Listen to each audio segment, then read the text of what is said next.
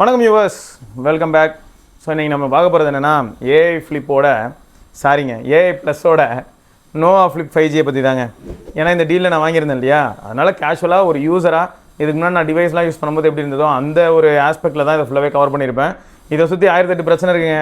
பிரச்சனையை பற்றி மட்டுமே நம்ம ஞாயிற்றுக்கிழமை ஈவினிங் வந்து ஒரு சில விஷயங்கள் பேசியிருந்தோம். ஏன்னா ப்ராக்டிக்கலாக நிறைய பேருக்கு நிறைய விஷயங்கள் இன்னும் புரியணும் அப்படின்னு தோணுச்சு. மேட் இன் இந்தியா அப்படிங்கிறத தாண்டி ஏகப்பட்ட பஞ்சாயத்துகள் நம்ம ஆல்ரெடி பார்த்துக்கிட்டு தான் இருக்கோம். உள்நாட்டில் நம்மளால் என்ன பண்ண முடியுது, பண்ண முடியல, இதுக்கப்புறமாவது பண்ண முடியுமா அப்படிங்கிற எதிர்பார்ப்புகளை வந்து ஒரு அலையாக இப்போ இது ஏற்படுத்தியிருக்கு அப்படின்னு நம்ம சொல்லலாம். ஸோ பார்ப்போம் எந்தளவுக்கு பாசிட்டிவாக போகுதுன்னு. இதெல்லாம் ஒரு பக்கம் இருக்கும்போது 30,000 ரூபாய்க்கு நான் ஒரு ஃப்ளிப் வாங்க முடிஞ்சது, 30,500 ரூபாய்க்கு ஒரு ஃப்ளிப் வாங்க முடிஞ்சது. அந்த ஃப்ளிப் வந்து ஒரு ஃப்ளிப் ஃபோன் ஆஸ்பெக்ட்ஸில் ஓகேயா இல்லையா அப்படிங்கிற மாதிரி தான் இந்த வீடியோ இருக்கும். இதில் வந்து இந்த சைனீஸ் ஆப்ஸு, அப்புறம் இங்கே வந்து சைனீஸ் சர்வரை ஹிட் பண்ணுறது, இதெல்லாம் பற்றி நம்ம டிபேட் பண்ணுற மாதிரி தனியாக ஒரு டாப்பிக்கே இருக்குது. அங்கே நம்ம பேசிட்டோம். அண்ட் இதுக்கப்புறம் இன்னும் நிறையா பேசுகிறதுக்கான வாய்ப்புகளும் க்ரியேட் ஆக தான் செய்யும். அதில் நம்ம பார்க்கலாம். ரைட்டுங்க. ஸோ மொத்தம் இப்போதைக்கு நம்ம அந்த ரிவ்யூ, அந்த டிவைஸ் எப்படி தான் இருக்குது, என்னோட ஒரு ஆஸ்பெக்ட்ஸில் நான் யூஸ் பண்ணும்போது எப்படி இருந்தது அப்படிங்கிறத பார்த்துடலாமா? ஃபஸ்ட் எடுத்ததுமேங்க இந்த ஃபோனோட சார் வேல்யூங்க. சார் வேல்யூ வந்து 1.502 ஹெட்டு, 1.505 பாடி. எங்கேயோ அளவெடுத்து கொடுத்துருக்காங்க போல், கரெக்டாக எடுத்து வச்சுருக்காங்க. சரி, இதை வந்து உங்ககிட்ட சொல்லியாகணும். இந்த ஹாய் மாலினி அந்த மாதிரி தான் மெயினாக ஃபஸ்ட்டு நெகட்டிவ்ஸ்லேருந்து ஸ்டார்ட் பண்ணுவோம். So first and foremost thing என்னென்னா, லோ லைட்டில் செமையாக ஸ்ட்ரகிள் ஆகுது. கேமரா இருக்குது ஆனால் இல்லை, அந்தளவுக்கு மோசமான ஒரு கேமரா தான். ஸோ லோ லைட் சுச்சுவேஷன்ஸில் கண்டிப்பாக ஸ்ட்ரகிள்ஸ். அண்ட் இவங்க வந்து இந்த அப்டேட்ஸ்லாம் புஷ் பண்ணால் பரவாயில்ல. பட் இது வரைக்கும் நான் வாங்கி அந்த அப்டேட்டும் பார்க்கல. அண்ட் இதுக்கு முன்னாடி அந்த அப்டேட் வந்துருக்குமான்னு சொல்லி எவிடன்ஸ்லாம் தேடி பார்த்தளவுக்கு கிடச்ச மாதிரி தெரியல. ஸோ ரொம்ப ஸ்லோ அப்டேட்ஸ் நீங்கள் எதிர்பார்க்கலாம். 3 வருஷம் செக்யூரிட்டி பேட்ச் அண்ட் ஒரே ஒரு மேஜர் அப்டேட் தான் வரப்போகுது. And out of the box இருக்கிறதும் Android 15ங்கிறதும் ஞாபகம் வச்சுக்கோங்க. கால் ரெக்கார்டிங் ஆப்ஷன் கிடையவே கிடையாது. இருக்கிறது கூகுள் டெய்லர் தான். பட் அந்த this call is no being recorded, இல்லாட்டி ஒரு பீப் சவுண்டோட ரெக்கார்ட் ஆகிற ஆப்ஷன் கூட கிடையாதுங்கிறதெல்லாம் வந்து தவிக்க விடுற மாதிரியான ஒரு விஷயம் தான். ஸோ கால் ரெக்கார்டிங்கிறது எய்ம் பண்ணி யாராவது வந்தாங்கன்னா இது ஒரு பஞ்சாயத்து தான். ஸோ அடுத்து என்னென்னு பார்த்தீங்கன்னா, லோ லைட்டில் மறந்துடாதீங்க. இண்டோரில் இந்த மாதிரி இப்போ இதுவாது ஓரளவுக்கு பிரைட்டான லைட்டு, பட் எல்லார் வீட்லையும் இவ்வளோ பிரைட்டாக லைட் வச்சிருப்பாங்க. சரி, ஒரு டியூப் லைட்டோ இல்லாட்டி வந்து ஒரு 20 வாட் பல்போ அதுக்கு நேரம் நின்று நீங்கள் ஃபோட்டோ எடுக்கும்போது சில சமயங்களில் வந்து வரக்கூடிய குவாலிட்டி மோசமாக இருக்கும். அண்ட் ஷட்டர் ஸ்பீட் ரொம்பவே ஸ்லோவாகிறனால பே எஃபெக்ட் அதிகமாக வரும். அதை பிளர்ட் இமேஜஸ். அடுத்து வந்து என்னென்னா, லேக் ஆஃப் ஓஎஸ் வந்து செம்ம பெயின்ஃபுல்லுங்க. சரி, ஃப்ரண்ட் கேமரா கதையை விடுங்க, ரியர் கேமராக்கு வந்தீங்கன்னாலும் அங்கேயும் அதே கதை தான். உங்களுக்கு ஆல்ரெடி இருக்கக்கூடிய இந்த 50 மெகாபிக்சல் சென்சர் அது மட்டும் தான். கூட இருக்கிறது வந்து உங்களுக்கு ஆக்சிலரி கேமரா, ஒரு சப்போர்ட்டிங் ரோல் ப்ளே பண்ணக்கூடிய ஒரு 2 மெகாபிக்சல் கேமரா, அந்த மாதிரி ஏதோ ஒன்று தான். ஸோ இந்த 50 மெகாபிக்சல் பிரைமரி ஷூட்டர் என்ன பண்ணுது அப்படின்னா, ஓஎஸ் இல்லாதனால நல்ல பிரைட் சுச்சுவேஷனில் ஓரளவுக்கு டீசெண்டான ஃபோட்டோ எடுக்குது. அண்ட் எடுக்கக்கூடிய photo majority of the time வந்து கொஞ்சம் பிரைட்டாகவும் ஒரு மாதிரி லைட்டாக வெள்ளடித்த மாதிரி அந்த மாதிரி தான் இருக்குது. இதுலேயே நான் வந்து ஃபில்டர்ஸ் ஏதாவது சூஸ் பண்ணி வேறு ஏதாவது மாற்றினா ஓரளவுக்கு ரிசல்ட் பெட்டராக இருக்குன்னு சொல்லலாம். பட் மற்றபடி நார்மலாக எடுக்கக்கூடிய ஃபோட்டோஸ் எல்லாமே ரொம்ப அவரேஜாக இருக்குது. அதுவும் நீங்கள் லோ லைட்லாம் ஆக ஆரம்பிச்சிருச்சுன்னா முடிஞ்சு அவ்வளோதான். ஸோ ஓஎஸ் இல்லாத ஒரு பெரிய பெயினாக இருக்குது. வீடியோலையும் ஓஎஸ் இல்லாத ரொம்பவே கொடூரமாக இருக்குது.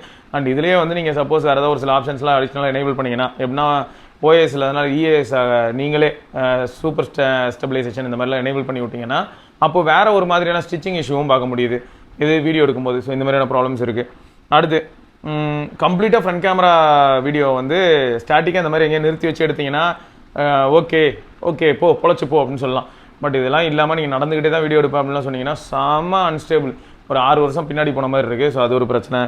அடுத்து ஸ்க்ரீன்ஷாட் எடுக்கலான்னு பார்த்தேங்க. ஸ்க்ரீன்ஷாட் ஆப்ஷன் அதுவே காட்டுது. சரி, ஸ்க்ரால் பண்ணி ஸ்க்ரீன்ஷாட் எடுப்போம் அப்படின்னு சொல்லிட்டு எடுத்த ஸ்க்ரீன்ஷாட் கீழே இருக்க ஸ்க்ரால் ஆப்ஷன் கிளிக் பண்ணால் மெஜாரிட்டியாக எங்கேயுமே வந்து அது சரியாக வேலையே செய்யலை.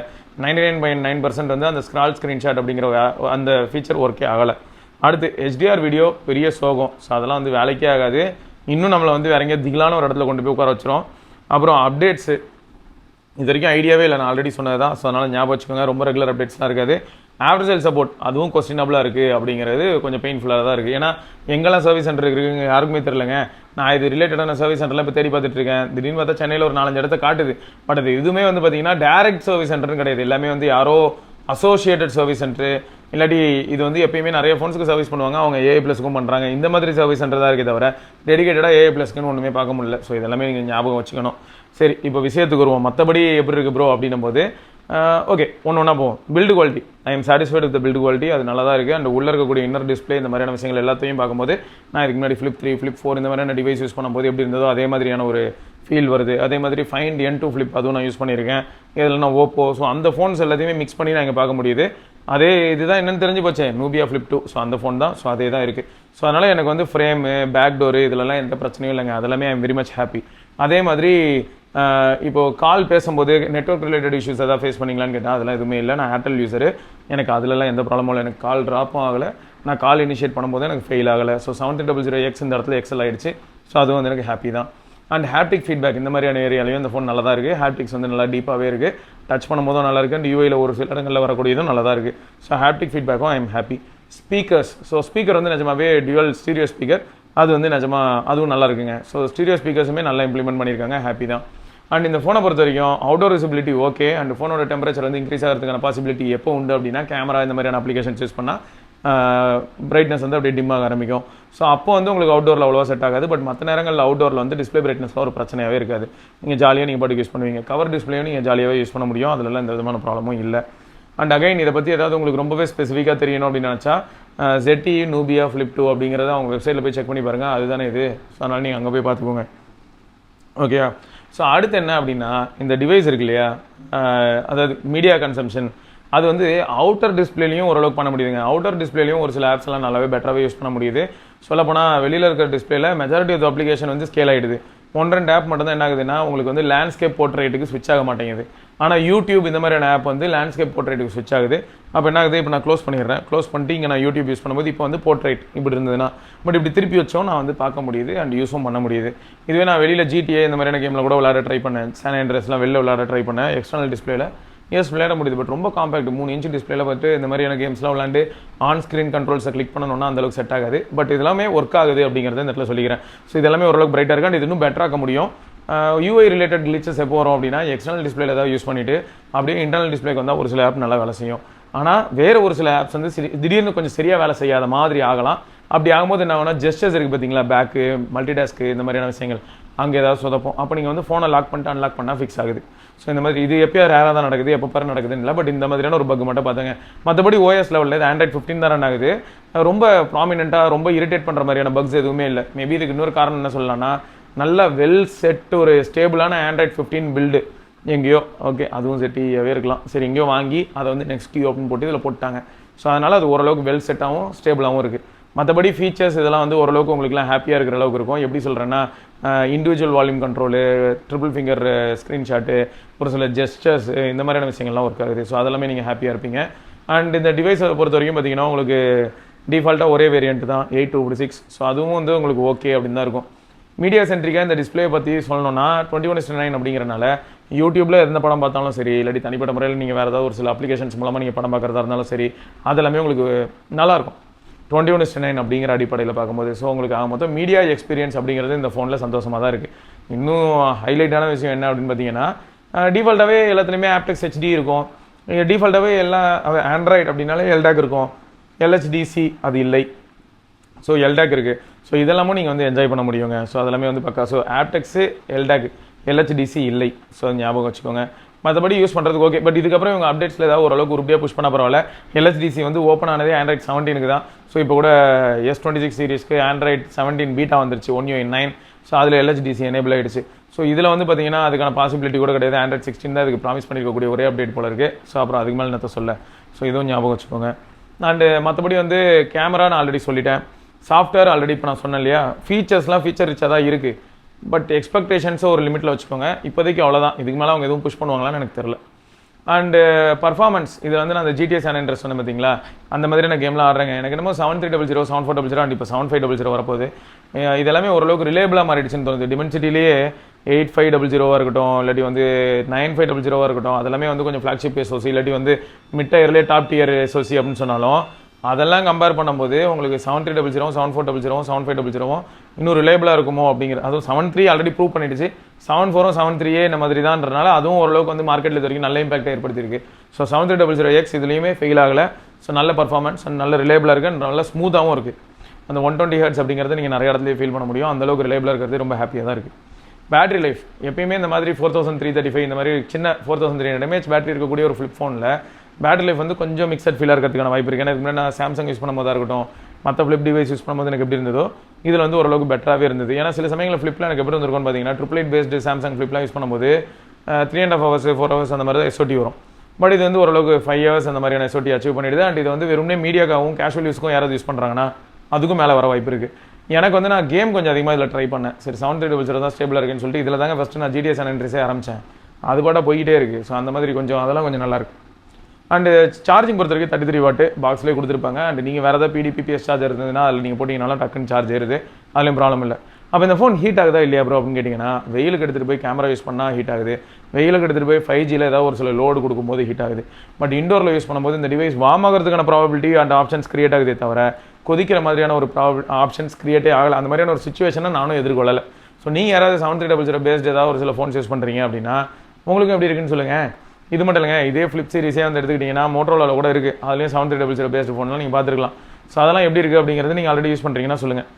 டிவைஸில் சைட் மவுண்டட் ஃபிங்கர் பிரிண்ட் இருக்குங்க, அது நல்லா தான் இருக்குது, ரொம்பவே ரெஸ்பான்சிவாக இருக்குது. Double tap to sleep and side மவுண்டில் வச்சா உடனே அன்லாக் ஆகிடும், அதெல்லாம் எந்த ப்ராப்ளமும் இல்லை, ரொம்பவே ஃபாஸ்ட்டாக இருக்கும்னு வச்சுக்கோங்களேன். ஸோ அதெல்லாம் ப்ராப்ளம் இல்லை. அண்ட் இந்த ஹிஞ்ச் ஏரியா இருக்கு இல்லையா, ஹிஞ்ச் ஏரியாலையும் பெரிய அளவில் நான் அந்த ரொம்ப டைட்னஸ் இல்லாமல் ஸ்டிஃப்னஸ் இல்லாமல் போன மாதிரிலாம் நான் எதுவும் பார்க்கல.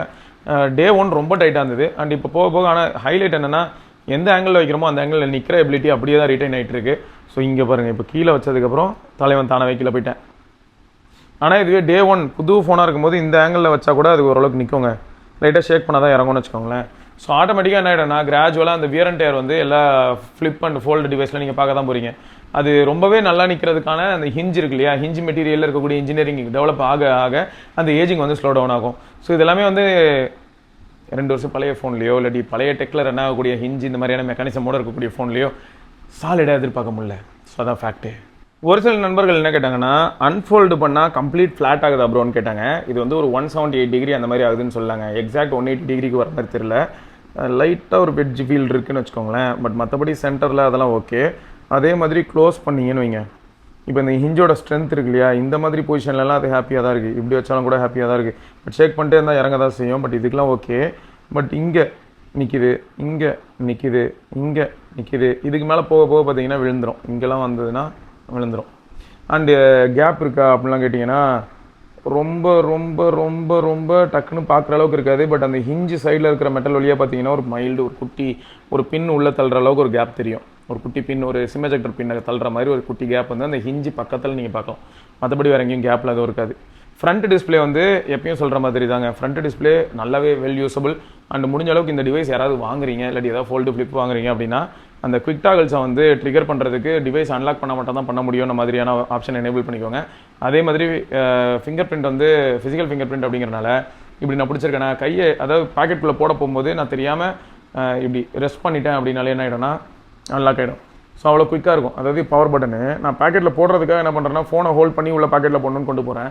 அப்போ தெரியாமல் என்னோட தம்பு பட்டுருச்சு அப்படின்னு ஒன்று அது அன்லாக் ஆகிடும். அன்லாக் ஆகி நான் பாக்கெட்டில் போட்டேன்னா எல்லாமே ட்ரிகராக ஆரம்பிச்சிடும், ஃபால்ஸ் டச்சில் எல்லாமே ட்ரிகராக ஆரம்பிச்சிடும். அதனால் வந்து இதெல்லாம் கொஞ்சம் செக் பண்ணிக்கோங்க. லாக்டு ஸ்டேட்டில் இருக்கும்போதே நீங்கள் வந்து குவிக் பேனல் வந்து ஆக்சஸ் பண்ண முடிஞ்சுது. அப்படி ஆக்சஸ் பண்ணும்போது அடிக்கடி தேவையில்லாமல் ஃபோன் வந்து அதுவே ஏரோப்ளைன் மோட்குள்ளெல்லாம் போச்சு. ஸோ இந்த பஞ்சாயத்துகளை அவாய்ட் பண்ணுறதுக்கு நீங்கள் அதெல்லாம் டிசேபிள் பண்ணிக்கலாம். அதுக்கு ஆப்ஷன்ஸ் வந்து செட்டிங்ஸ்குள்ளே இருக்குது. ஸோ ஹிடனாகவே நிறையா செட்டிங்ஸ் அண்ட் ஆப்ஷன்ஸ் அண்ட் நிறைய இருக்குது. ஸோ அதையும் நீங்கள் வந்து ட்ரிகர் பண்ணி யூஸ் பண்ண முடியும். க்ரீஸ் தெரியுதா ப்ரோ? ஏன்னா பெரும்பாலும் நிறைய ஃபோல்டபிள்ஸ் அண்ட் ஃப்ளிப் ஃபோன்ஸில் வந்து எல்லாரும் கேட்கக்கூடிய ஒரு கேள்வி வந்து இதுதான், க்ரீஸ் எந்த அளவுக்கு தெரியுது அண்ட் எப்படி ஃபீல் ஆகுது, யூஸ் பண்ணும்போது டிஸ்டர்பன்ஸாக இருக்குது அப்படின்னு கேட்டிங்கன்னா ஃப்ளிப் 3 ஃப்ளிப் 4 தான் நான் ரெஃபர் பண்ணுவேன். ரீசன் என்னன்னா அந்த டைம் பீரியடில் வந்த ஹிஞ்சு அந்த டைம் பீரியடில் வந்த டெக்கை தான் நான் இப்போ பார்க்குற மாதிரி இருக்கே தவிர லேட்டஸ்ட் ஜென்ரேஷனை பார்க்குற மாதிரி இல்லை. ஸோ அப்படி பார்க்கும்போது ஒரு ஃப்ளிப் 3லையும் ஃப்ளிப் 4லையும் எந்த மாதிரியான ஒரு க்ரீஸ் இருந்ததோ அப்படி தான் இதுலேயும் விசிபிளாக இருக்குது. நீங்கள் அது எந்த மாதிரியான வால்பேப்பர் வைக்கிறீங்கிறத பொறுத்து தான் அதோட விசிபிலிட்டியும் இருக்குன்னு வச்சுக்கோங்களேன். அண்ட் தொடும்போது ஃபீல் ஆகுதா அப்படின்னு கேட்டிங்கன்னா எஸ், நீங்கள் வந்து கொஞ்சம் அழுத்தி தொட்டு பார்க்கும்போது நடுவில் வந்து அந்த க்ரீஸ் தெரிய தான் செய்யும் அந்த ஹிஞ்ச் இருக்கிற ஏரியாவில். அண்ட் இன்னொன்று என்னென்னா ஸ்மட்ஜஸ்ங்க, எக்ஸ்டர்னல் டிஸ்பிளே உங்களுக்கு கிளாஸு சரி ஓகே, அதில் வந்து ஈஸியாக நீங்கள் இப்படி தொடச்சிங்கன்னா போயிடும், தொடச்சிக்கலாம். பட் உள்ளே வந்து பார்த்தீங்கன்னா உங்களுக்கு ஒரு தின் பிளாஸ்டிக் ஃபிலிம் இல்லாட்டி தின் அவங்க வந்து என்ன சொல்லுவாங்க தின் கிளாஸு, அதுக்கு மேலே ஒரு பிளாஸ்டிக் ஃபிலிம் இருக்குது, அதெல்லாம் பிரிக்காதீங்கன்னு சொல்லுவாங்க. எல்லாருமே காமனாக ஒரே டெம்ப்ளேட் தான். ஸோ அப்படி இருக்கும்போது அதில் ஸ்மட்ஜஸ் ரொம்ப ஈஸியாகுது. நீங்கள் ஏதோ பண்ணுறீங்க இல்லை நீங்கள் பேசுகிறீங்க, நம்ம பேசும்போது என்னாகுங்க நல்லா யோசிச்சு பாருங்க, பேசும்போது நம்மளுக்கே தெரியாமல் மைக்ரோ ட்ராப்லெட்ஸ் மாதிரி நம்மளோட உமிழ்நீர் வந்து வெளியில் வரதான் செய்யும். ஸோ அது படலாம். ஸோ அந்த மாதிரி நிறைய விஷயங்கள் வந்து நம்ம யூஸ் பண்ணுற ஃபோன்ஸ் மேலே படலாம். சாப்பிட்ற இடத்துல எங்கேயாவது வச்சுருப்பீங்க, ஏதோ ஒன்று லைட்டாக தெரிக்கலாம், அதெல்லாம் வந்து பட்டுதுன்னா என்ன ஆகும்னா அப்படியே ஒட்டிக்கும். கிளாஸ்னால் நமக்கு எப்படி இருக்கும்னா டப்புன்னு ஃபோனை எடுத்தோமா ஓகே கார்னிங் ஒரு கிளாஸ் 7i இல்லாட்டி விக்டர்ஸ் ஏதோ ஒன்று தைரியமாக தொடச்சிருவீங்க உங்கள் ட்ரெஸ்லேயே. ஆனால் இது அப்படிலாம் வந்து நம்ம டக்குலாம் வந்து அக்ரெசிவாக ஹேண்டில் பண்ண முடியாது. ஸோ கொஞ்சம் கேர்ஃபுல்லாக வீக்லி ஒன்ஸ் அதை நம்ம என்ன பண்ணோம்னா கண்ணாடி க்ளீன் பண்ணுறதுக்கான மைக்ரோ ஃபைபர் கிளாத் மாதிரிலாம் இருக்கும்ல, அந்த கிளாத் எதாவது வச்சு கண்ணாடி துடைக்கிற சொல்யூஷனு ஊற்றிடாதீங்க. அந்த துணியில் லைட்டாக தொட்டுட்டு க்ளீன் பண்ணிங்கன்னா பக்காவாக க்ளீன் ஆகிடும். ஆனால் ஸ்மட்ஜஸ் நல்லாவே ஆகும். External display way better, internal டிஸ்பிளேல ஸ்மட்ஜஸ் ஆகும். ஃப்ளிப்லேயே ஒரு யூனிக்கான ஃபோனாக இவங்க யோசிச்சு சப்போஸ் ஆல்ரெடி எக்ஸிஸ்டிங் டிவைஸை தான் ரீபிராண்ட் பண்ணுறாங்க அப்படின்னும் போது இவங்க ஏதாவது 1-2 விஷயம் எக்ஸ்ட்ராவாக பண்ணியிருந்தாங்கன்னு எங்களை மோல்டு லெவலில் என்னென்னா ஒரு 3.5mm ஜாக்கு. ஏன்னா பெரும்பாலும் எந்த ஃப்ளிப்லையும் நீங்கள் பார்த்துருக்க மாட்டீங்க. அப்படி ஏதாவது இருந்ததுன்னா சொல்லுங்கள். மற்றபடி வந்து அந்த டோன் ஃபினிஷ் அதெல்லாம் நல்லாயிருக்கு. இந்த பட்டன் வந்து தனியாக ரெட் கலர் டோனில் இருக்கிறனால இந்த ஃப்ரேமில் பார்க்கும்போது அது பார்க்க நல்லா இருக்குது. ஸோ இந்த மாதிரியான ஒரு சில விஷயங்கள்லாம் வந்து அட்ராக்டிவாக தான் இருக்குது. அந்த டிவைஸ் அப்படி கையிலேருந்து எடுத்து காட்டும் போதாக இருக்கட்டும், கையில் பிடிச்சிருக்கும் போதாக இருக்கட்டும், அந்த டியூரபிலிட்டி ஸ்டாண்ட், அந்த ப்ரீமியம்னஸ் அதெல்லாமே நல்லா தாங்க இருக்குது. அதெல்லாம் நல்லா தான் பண்ணியிருக்காங்க. பட் கொஞ்சம் எக்ஸ்ட்ரா எஃபோர்ட் போட்டு ஐஆர் பிளாஸ்டர் ஏதாவது கொடுக்க முயற்சி பண்ணியிருக்கலாம் பின்னாடி இங்கே எங்கேயாவது. ஸோ இதெல்லாம் வந்து அவங்க எக்ஸ்ட்ராவாக போடுற எஃபோர்ட் வந்து அதுக்கேற்ற மாதிரி ஒரு இம்பாக்டை கிரியேட் பண்ணும். பட் அதெல்லாம் அவங்க எதுவும் பண்ணலைங்கிறது தான் வருத்தம். இந்த டிஸ்பிளே லோ லைட்டில் நைட் டைமில் யூஸ் பண்ண கஷ்டமாக இருந்தது ப்ரோன்னு கேட்டிங்கன்னா இல்லை ப்ரோ, அதெல்லாம் நல்லா இருந்தது. நைட் டைமில் யூஸ் பண்ணுறதுக்கு எனக்கு கம்ஃபர்டபுளாக இருந்தது. அதை தாண்டி அந்த எக்ஸ்ட்ரா டிம் ஆப்ஷனும் இருக்குது. ஸோ எனக்கு பெரும்பாலும் இது வரைக்கும் ரொம்ப ரேருங்க. 99.9% எல்லா ஃபோன்லேயுமே நான் பிரச்சனை ஃபேஸ் பண்ணதில்லை. சொல்லப்போனால் பிக்சல், ஐஃபோன், ஒரு பக்கம் ஆப்பிளோட ஐஃபோனாக இருக்கட்டும், கூகுளோட பிக்சலாக இருக்கட்டும், சாம்சங்கோட எஸ் சீரிஸாக இருக்கட்டும். ஏன்னா எல்லாத்துலேயுமே உங்களுக்கே தெரியும் பிடபிள்யூஎம் டிமிங் இந்த மாதிரியான விஷயங்கள், டிசி டிமிங் அறவே இருக்காது. ஸோ அப்படிப்பட்ட டிவைஸில் எனக்கு பிரச்சனை வந்தது கிடையாது. இதிலலாம் எந்த ப்ராப்ளமும் இல்லைங்க, நல்லா இருந்தது. அண்டு சொல்லப்போனால் இவங்க மட்டும் கொஞ்சம் சாஃப்ட்வேர்லேயும் இப்போ நத்திங் ஆஸ் அ பிராண்ட் அப்படி எடுத்துக்கிட்டோன்னு வைங்களேன், அவங்க வந்து கொஞ்சம் ஆக்டிவாக இருக்காங்களே, கம்யூனிட்டி அப்படிங்கிற ஒரு அடிப்படையில் ஏதோ கொஞ்சம் ஆக்டிவாக இருக்காங்க.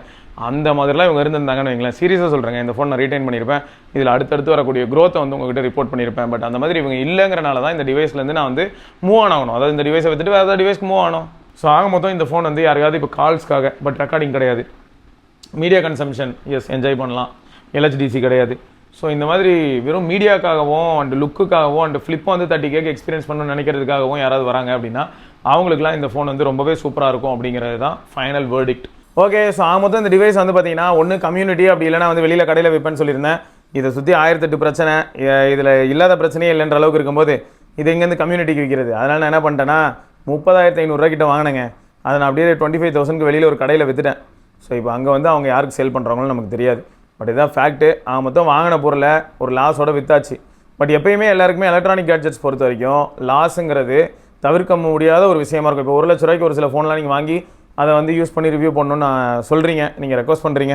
நான் முயற்சி பண்ணேன்னா என்ன ஆகும்னு பார்த்தீங்கன்னா, கார்டு ஆஃபரோட சப்போஸ் 90,000 கிடைக்குது அப்படின்னா ஒரு பக்கம் சந்தோஷம் தான். ஆனால் 90,000 கிடச்ச அந்த ஃபோனை வாங்கி யூஸ் பண்ணிட்டு ஒரு 2 வாரம் கழிச்சு நான் விற்கணும் அப்படின்னு நினைக்கிறேன்னா, எந்த ஒரு கடைக்காரராக இருந்தாலும் வெளியில் யூஸ்டு மார்க்கெட்டில் 75K அந்த மாதிரி தான் கேட்பாங்க. ஸோ அப்போ என்ன ஆகிடுது, ஆட்டோமேட்டிக்காக 1 லட்ச ரூபா ஒருத்தர் இருக்கக்கூடிய அந்த ஃபோனு நமக்கு ஒரு சில ஆஃபர் முன்னால் 90K கிடச்சிருந்தாலும் கூட அதுக்கப்புறம் அது 75K தான் நம்மளால் வெளியில் மார்க்கெட்டில் தள்ள முடியுதுங்கிறதா எதார்த்தம். இதுவே நம்மளே விற்க முயற்சி பண்ணோன்னா ஒரு 80K கிட்ட விற்கலான்னு வச்சுக்கோங்களேன். இதை தாண்டி கம்யூனிட்டி மெம்பர்ஸ் யாராவது சரி பாவண்டா இந்த மனுஷன் பொழைச்சி போகிறான் அப்படின்னு சொல்லி யாராவது வாங்க வந்தாங்கன்னா தான் மினிமம் டிப்ரிசியேஷனோட நமக்கு வந்து அந்த டிவைஸை விற்க முடிகிற மாதிரி இருக்கும். ஸோ இதில் நிறைய சேலஞ்சஸ் இருக்குது. ஸோ எலக்ட்ரானிக் கேட்ஜெட்ஸ் பொறுத்த வரைக்கும் உங்களுக்கும் இது வந்து என்னோட சைட்லேருந்து ஒரு வேண்டுகோள் தான். நீங்களும் வாங்கிட்டு ஜாலியாக ஏதாவது கொடுக்கலான்னு ஒரு மனநிலையில் இருந்தீங்கன்னா, ஃபஸ்ட்டு டைம் ட்ரை பண்ண போகிறீங்கன்னா, சில பிராண்டோட ப்ராடக்ட்ஸில் ஓரளவுக்கு ஒர்க் அவுட் ஆகும். பட் எல்லா பிராண்டோட ப்ராடக்ட்ஸ்லேயும் ஒர்க் அவுட் ஆகுமான்னு கேட்டிங்கன்னா ரொம்ப கஷ்டம். சொல்லப்போனால் கேட்ஜெட்ஸ்லேயே உங்களுக்கு வந்து பெரிய லாஸ் இருக்குங்க. நீங்கள் 3000 ரூபாய்க்கு வாங்குறீங்கன்னா 2000 ரூபா அப்படி தான் விற்க முடிகிற மாதிரியான ஒரு நிலைமைக்குள்ளே தள்ளப்படுறதுக்கான வாய்ப்புகள் இருக்குங்கிறதையும் மறந்துடாதீங்க, சரியா? ஸோ வேறு ஏதாவது தாட்ஸ் உங்களுக்கு இருக்குது, ஏஐ ப்ளஸ் பற்றி ஏதாவது சொல்லணும்னு நினைக்கிறீங்கன்னா தயவுசெய்து கமெண்ட் செக்ஷனில் சொல்லுங்கள். அண்ட் ஏஐ ப்ளஸ் எல்லாம் நீ கவர் பண்ணலாமா, நீலாம் மனசு தானடான்னு கேட்டிங்கன்னா ஒரு நிமிஷம் அப்படியே சண்டே அன்னைக்கு போட்டு இந்த வீடியோ போய் வேணால் பார்த்துக்கோங்க, சரியா? எனக்கு தெரில இதுக்கு மேலே என்ன சொல்கிறது.